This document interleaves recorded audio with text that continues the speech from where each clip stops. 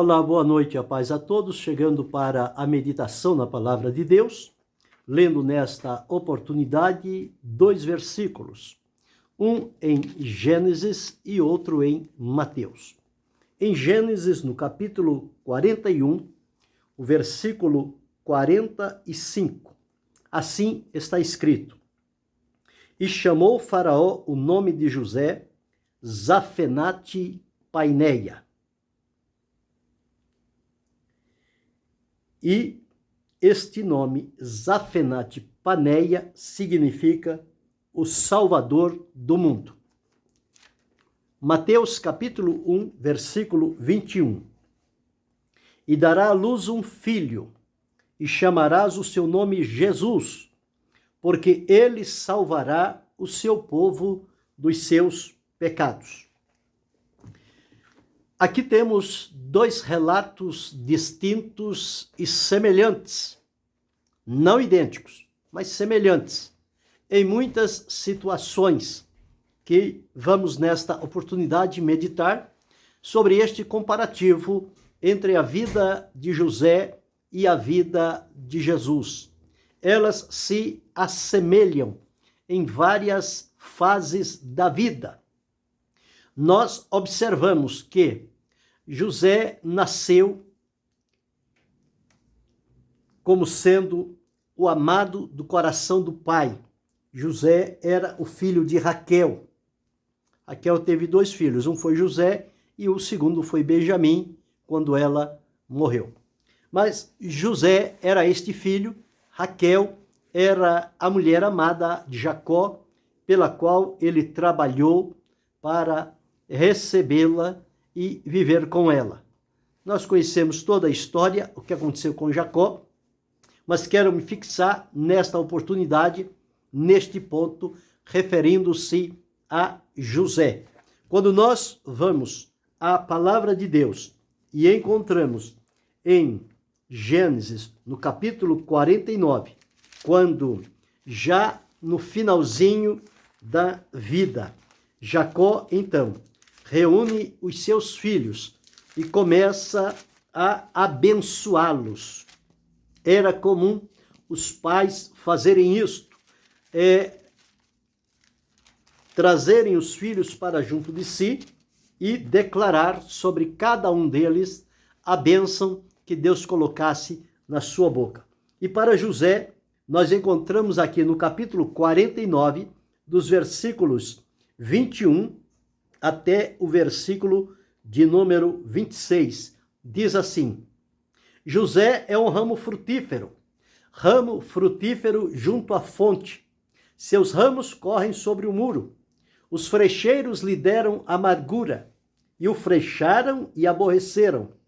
O seu arco, porém, susteve-se no forte, e os braços de suas mãos foram fortalecidos pelas mãos do valente de Jacó, donde é o pastor e a pedra de Israel.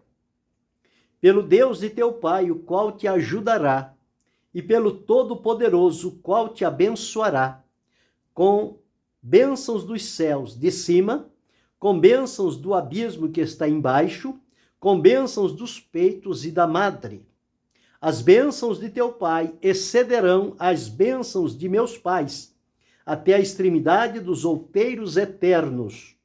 Elas estarão sobre a cabeça de José, sobre o alto da cabeça do que foi separado de seus irmãos. Este é o relato de Jacó, já próximo a despedir-se desta terra. A bênção que ele designou para José.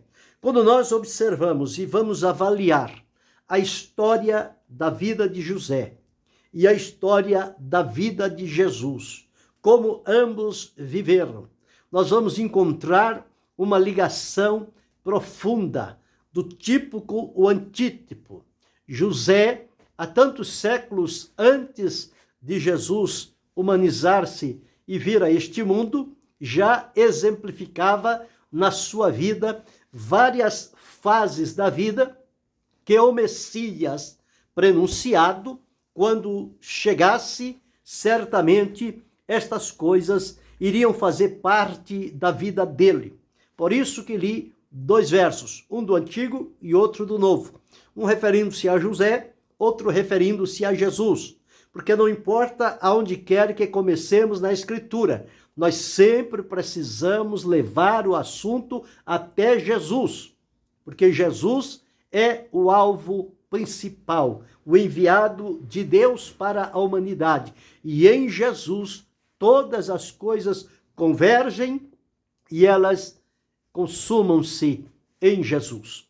Então, quando observamos, fazendo um simples comparativo entre um e outro, nós vamos ver que na infância eles viveram junto à sua família. E assim aconteceu. Eram amados de seus pais. José era o filho que Jacó amava. Nós encontramos lá no capítulo 37, que diz assim: Israel amava a José mais do que a todos os seus filhos. Quando vamos para Jesus, quando ele está diante de João Batista para submeter-se ao batismo, ele ouve do céu uma voz que dizia: Este é o meu filho amado. Então encontramos que José era amado do seu pai. Jesus é amado do seu pai. E por isso nós encontramos esta similaridade entre um e outro, para entendermos as coisas como elas vieram a realizar-se.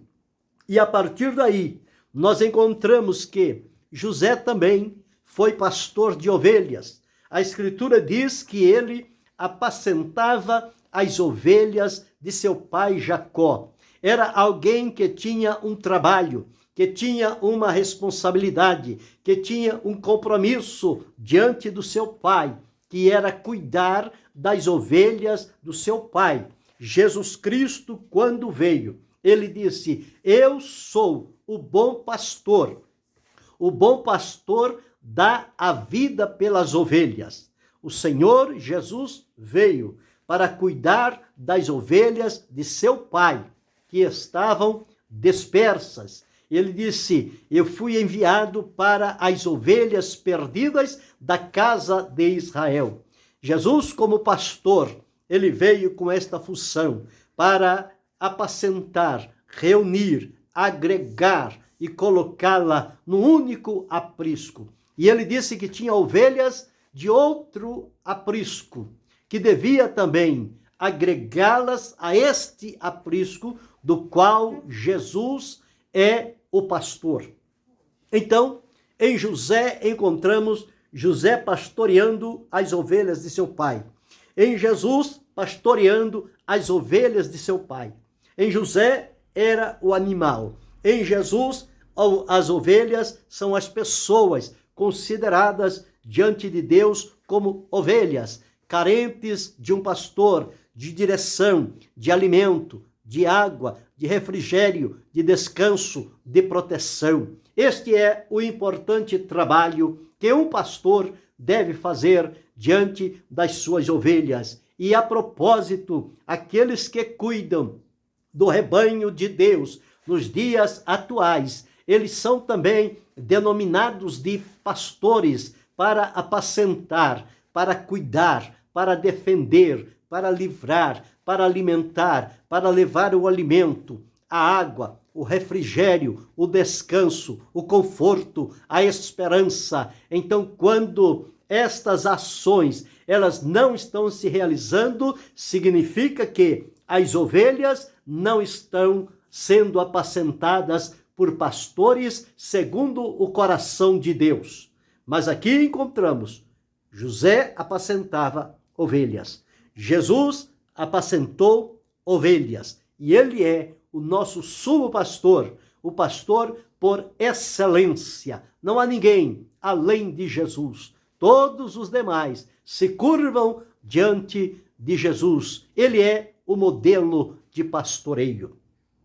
Em terceiro lugar, nós encontramos que José, por ser amado de seu pai, despertou no coração dos seus irmãos uma cisma com ele, e ele passou a ser então despojado, rejeitado, Os seus irmãos já não tinham prazer na presença de José entre eles, porque em José havia algo diferente. O Espírito de Deus habitava na vida de José. A presença de Deus, o brilho de Deus, a comunhão de Deus na vida de José era que o fazia diferente dos seus irmãos, porque eles viviam em bandos e as ações deles não eram muito louváveis diante de seu pai. E José, quando via as ações dos seus irmãos contrárias ao propósito de seu pai, ele falava com seu pai, e isso despertou nos seus irmãos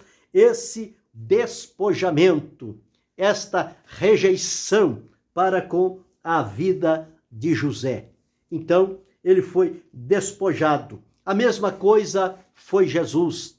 Jesus também, embora sendo amado de Deus, vindo para realizar a obra de Deus em favor da humanidade, ele também foi despojado. A palavra de Deus diz que ele foi desprezado. Ele foi tido na conta de alguém insignificante. Não tinha parecer, nem formosura, e olhando para ele, nenhuma beleza víamos para que o desejássemos. Este despojar, tanto de José quanto de Jesus, causaram-lhes grandes sofrimentos pela sua vida aqui na terra. Então, este é a terceira similaridade entre um e outro. A quarta que nós observamos é que ambos foram vendidos. José foi vendido pelos seus irmãos aos ismaelitas por 20 moedas de prata. Quando ele tinha sido colocado dentro de um poço e vinha esta companhia que eram mercadores, os seus irmãos o venderam. Venderam a José, criaram um plano, tirando a túnica de várias cores, matando a ave, manchando-a com sangue, levando a Jacó e dizendo que uma besta fera o tinha matado, sendo mentira. Eles o venderam e eles pegaram o preço, 20 moedas de prata. Jesus também foi vendido por Judas Iscariote, um daqueles que Jesus escolheu para ser discípulo. Ele o traiu, ele o vendeu às autoridades por 30 moedas de prata. Jesus foi entregue à morte por conta destas moedas. Mas aqui encontramos, os dois foram vendidos, cada um no seu tempo. Veja como as coisas caminham na similaridade da Escritura. Esta é a beleza da harmonia da Escritura, porque ela não se conflita entre si, ela se completa, ela se complementa, e no todo ela é a revelação completa de Deus para a humanidade. Em quinto lugar, nós observamos que José foi acusado falsamente. Ele foi acusado também por seus irmãos, ele foi acusado de várias maneiras, e em várias outras oportunidades, José também foi acusado. Jesus também foi acusado por aqueles que o rejeitavam, eram os acusadores do Senhor Jesus. Ele sofreu falsas acusações, porque não encontravam nada em Jesus do qual eles pudessem afirmar com verdade. Então, o que faziam? Eles inventavam mentiras e ficavam propagando estas mentiras. Então, ele foi acusado de maneira falsa, de maneira justa. Ele sempre foi inocente, como também José provou diante de Deus e das pessoas a sua inocência. Mas até chegar este momento, ele passou por um severo sofrimento. Então, o que acontece? José foi acusado pela mulher de Potifar. Ele foi comprado pelos ismaelitas, foi levado para o mercado de escravos no Egito. Chegando lá, Potifar o comprou, o levou para casa, viu nele a presença de Deus, colocou sobre os seus bens, e ele então, agora, estando ali, a mulher de Potifar procura seduzi-lo e ele foge e escapa. E ela o acusa de algo que ele não fez. E ele foi parar numa prisão. Ele foi preso. E ele ficou ali um tempo naquela prisão. Jesus também, quando passou pelo jardim do Getsemane, naquela oração, após ser vendido por Judas para as autoridades, Jesus então foi levado à prisão e passou ali uma noite de um severo julgamento que culminou na sua condenação. Então veja como as coisas elas se identificam uma com a outra. Então o Senhor Jesus foi levado também à prisão, assim como José. Mas não tinha jeito, na prisão as pessoas viam Deus na vida de José. Por quê? Porque havia nele inocência. Jesus veio revelar a nós Deus o Pai, e não importava as acusações ou o preço pelo qual ele foi vendido. O que importava é que, ao olhar para Jesus, ele disse: quem vê a mim, vê o Pai. Então Jesus estava identificando o Pai aqui na terra. E José, da mesma forma. Então foram aborrecidos, tanto José quanto Jesus.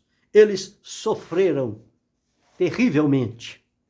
E José, quando lá na prisão, ele, usado por Deus, discerniu um sonho de um dos prisioneiros que retornou ao seu posto e outro que foi levado à morte, mas o prisioneiro esqueceu de José.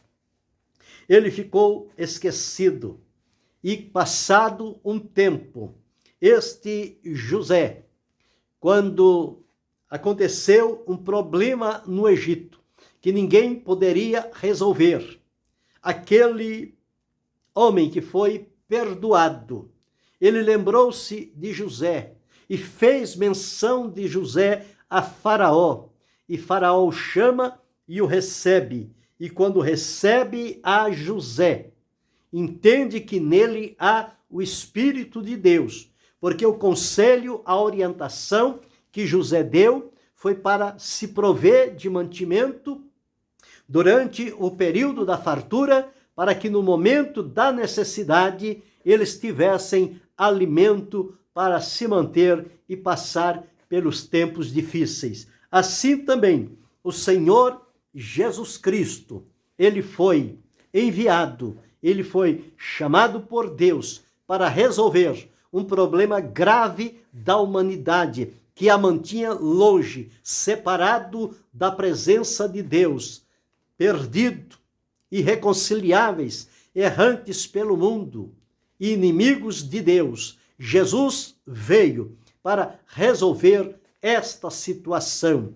E quando nós encontramos na palavra de Deus, José, quando foi investido desta autoridade, ele passou a ser agora alguém conhecido diante daquela nação. E ele viveu totalmente na dependência de Deus sobre a sua vida. Não deu um passo e uma palavra sequer fora do propósito de Deus. Ele honrou o nome do Senhor e a vida de comunhão que ele tinha com Deus. Da mesma forma, o Senhor Jesus Cristo veio para resolver este grave problema da humanidade, o problema do pecado e da condenação eterna. Então Jesus foi enviado para esta finalidade, e assim como José, ao reconhecer os seus irmãos, chorou diante deles. Jesus, quando olhou para Jerusalém, tão entregue, tão voltada para este mundo de trevas, desgarrados, errantes, como ovelhas que não têm pastor, a palavra de Deus diz que Jesus chorou, porque ele disse: quantas vezes quis eu ajuntar os teus filhos, como a galinha ajunta os seus pintainhos, e não quiseste. Então, Jesus chorou diante de uma Jerusalém que não se arrependeu diante da sua presença. Nós observamos que José foi engrandecido por Faraó diante de todo o Egito daquela época. Faraó disse: só sou maior do que você no trono. Em qualquer outra área, tudo que se deva fazer deve-se dirigir-se a José.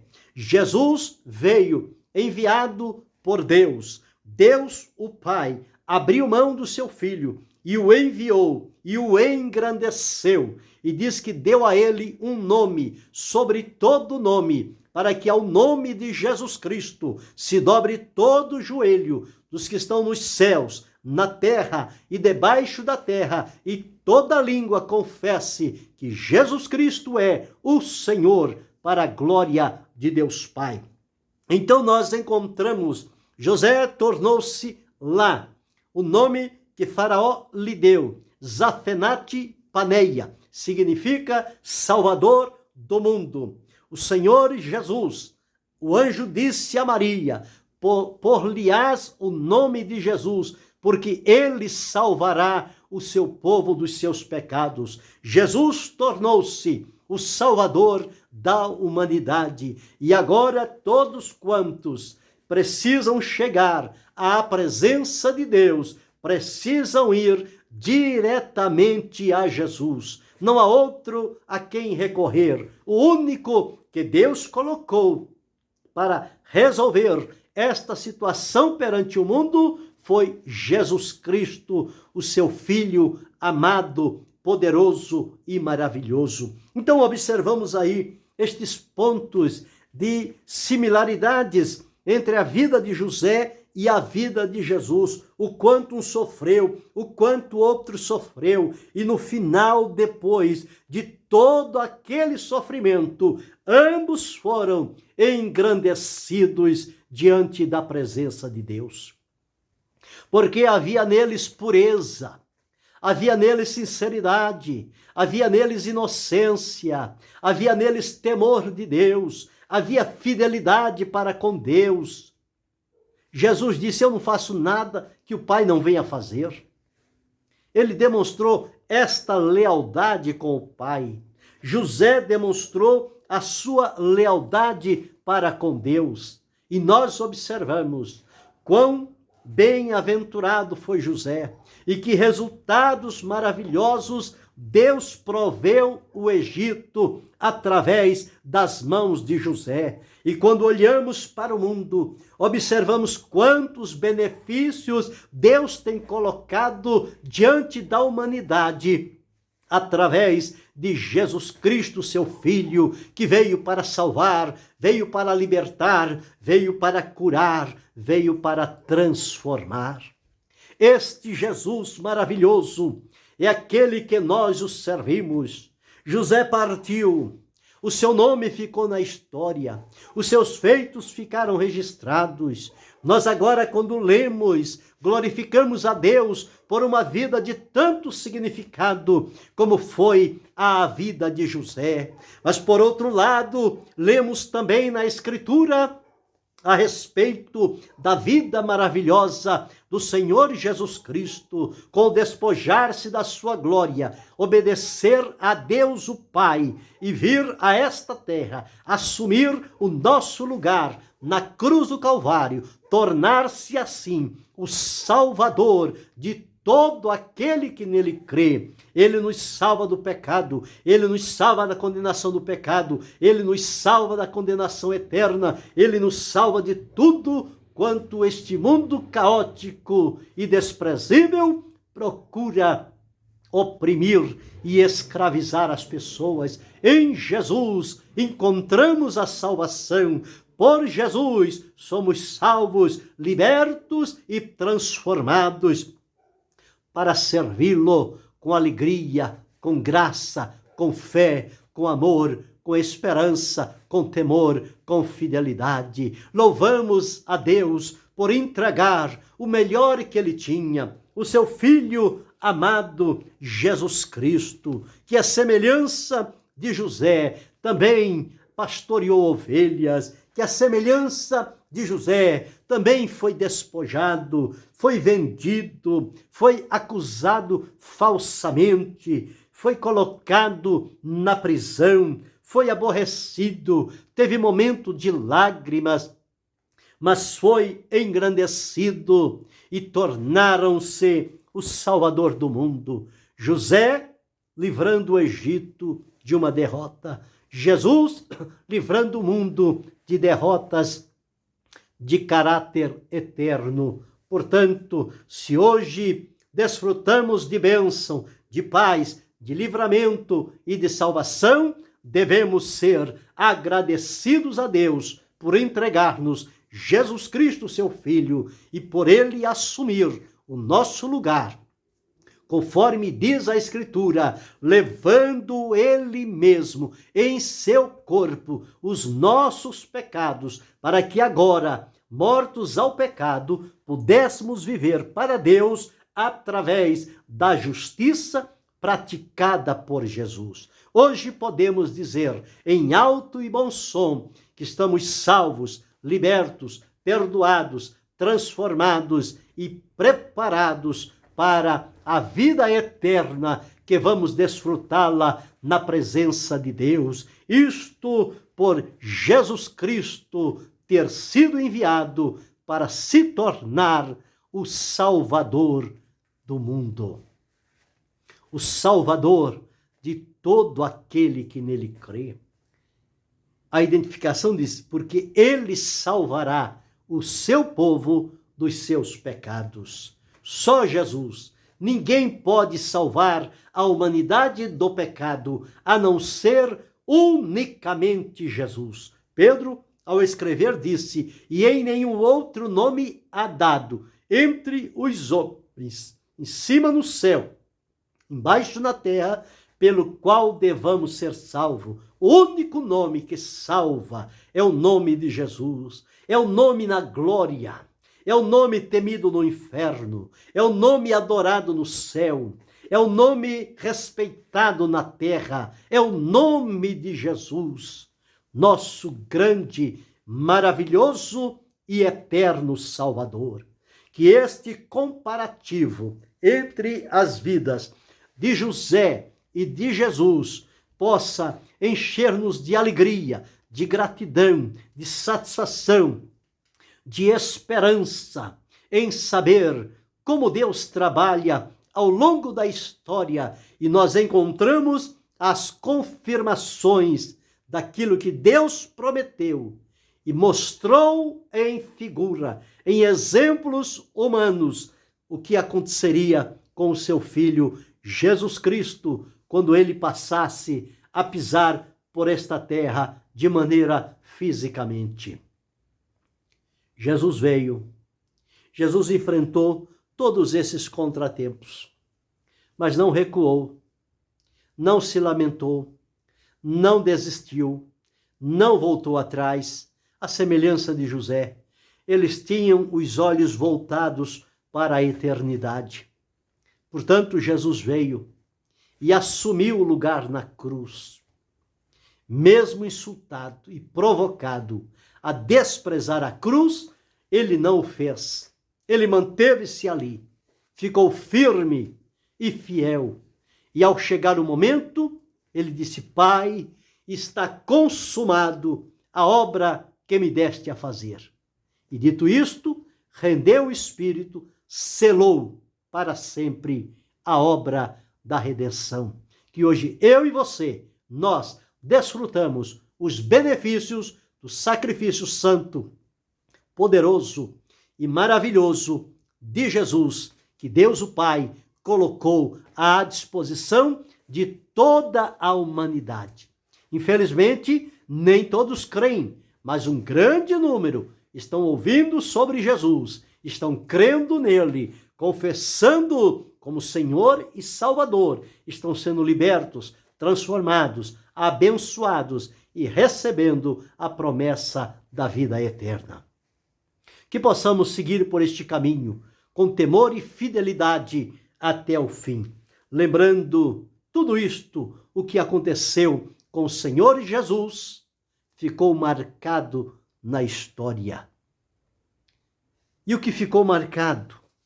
Jesus como filho amado do Pai, Jesus despojado, Jesus vendido, Jesus acusado injustamente, Jesus levado à prisão, Jesus aborrecido, Jesus que chorou, derramou lágrimas sobre Jerusalém, Jesus que foi engrandecido pelo Pai, Jesus que se tornou o Salvador do mundo.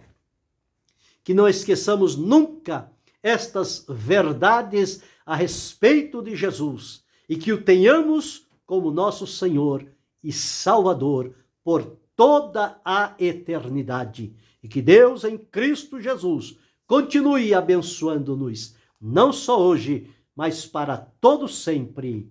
Amém.